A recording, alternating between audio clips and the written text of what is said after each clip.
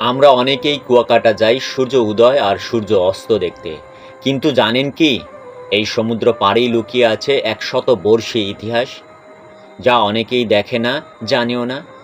এই যে দেখছেন, এটি কুয়াকাটার ঐতিহ্যবাহী বৌদ্ধ মন্দির, একটি 100 বছরের পুরানো স্থাপনা, যেখানে রয়েছে গৌতম বুদ্ধের প্রাচীন মূর্তি। এই মন্দির শুধু ধর্মের নয়, এটি আমাদের সংস্কৃতি, ইতিহাস আর শান্তির প্রতীক। মন্দিরের পাশেই রয়েছে দুটি পুরনো কুয়া। একসময় এই কুয়া থেকেই স্থানীয় মানুষ আর ভ্রমণকারীরা পানি নিত। আজও এই কুয়াগুলো নীরবে বলে যায় অতীতের গল্প। আমরা কুয়াকাটা আসি ঢেউ দেখতে, কিন্তু এমন ঐতিহ্যবাহী স্থানগুলো উপেক্ষা করি। সমুদ্রের সৌন্দর্যের সঙ্গে এই ইতিহাসগুলো দেখা দরকার, কারণ এখানেই লুকিয়ে আছে আমাদের শিকড়, আমাদের সংস্কৃতি, আমাদের গল্প। সমুদ্রের ঢেউ হয়তো হারিয়ে যাবে, কিন্তু ইতিহাসের এই মন্দির আজও দাঁড়িয়ে আছে আমাদের ঐতিহ্যের সাক্ষী হয়ে। এমন আরও অজানা গল্প জানতে সঙ্গেই থাকুন।